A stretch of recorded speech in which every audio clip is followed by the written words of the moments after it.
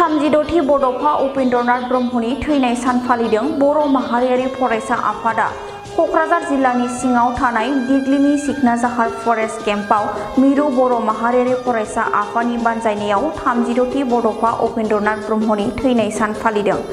बे हाबाफारियाव मिरु बर' माहारियारि फरायसा आफादनि आफादगिरि ब्रिटेन इस्लारि आरो गुबुन गुबुन बिबानाव थानाय सोद्रोमाफोरा बाहागो लादों। बर'नि बिफा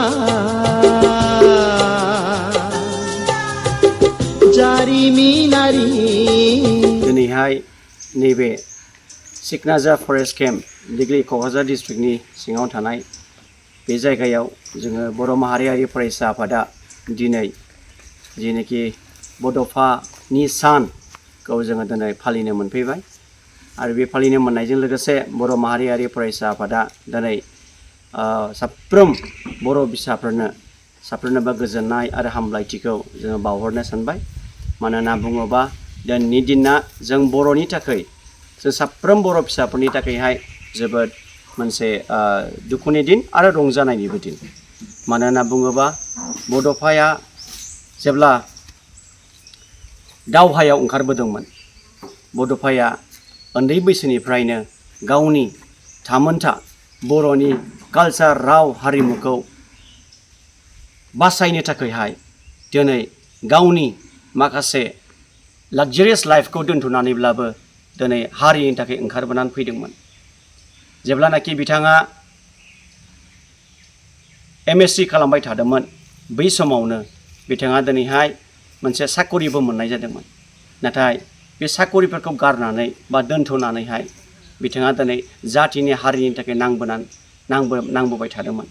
दिनैहाय जातिखौ मोनसे रैखाथि होनो थाखाय, गावनि हाखौ रैखाथि होनो थाखाय, गावनि रावखौ हारिमुखौ रैखाथि होनो थाखाय बिथाङा सुप्रिम सेक्रिफाइस खालामबोनाय जादोंमोन।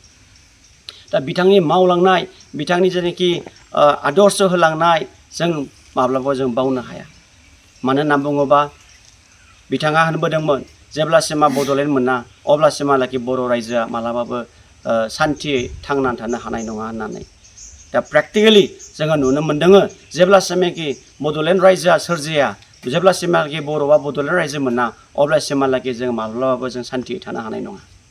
मानो होनना बुङोबा बड'फा उपेन्द्रनाथआ बुंदोंमोन डिभाइड आसाम 50-50 होननानै मोनसे स्ल'गानखौ गोथाङै लाखिबोदोंमोन। दा थिग बेबायदिनो बर' माहारियारि फरायसा आफादा दिनै आरोबाव नैबे डिभाइड आसाम 50-50 स्ल'गानखौ लानानै जों आवगायबोदों। जोङो बर'नि माखासे थामोनथाखौ लानानै राव हारिमु कालचारखौ बासायनो लाखिनो थाखाय जोंनि जिनाखि मोन्थाय बेखौ गभर्नमेन्टनिफ्राय बिख'नो थाखाय बर' माहारियारि फरायसा आफादा दिनै जानजि खाफ्रानानै नुजाफैदों। जों बर' माहारियारि फरायसा आफादा जेब्लासिमहालागै बड'लेण्ड रायजोखौ जों मोनफुङा, जेब्लासिमहालागै बड'फा उपेन्द्रनाथनि जिनाखि थांखि, जिनाखि भिजन बेखौ जाफुंनो होनो हाया, अब्लासिमहालागै बर' माहारियारि फरायसा आफादा मालाबाबो जिरायनानै थानाय नङा। जोबोद दुखुनांथाव जेब्लानाखि 34 इयार्सल' जादोंमोन बड'फा उपेन्द्रनाथ ब्रह्मआ दिनै केन्सारजों नाख्रबजानायनि गेजेरजों बिथाङा रुंसारि जालांनांदों।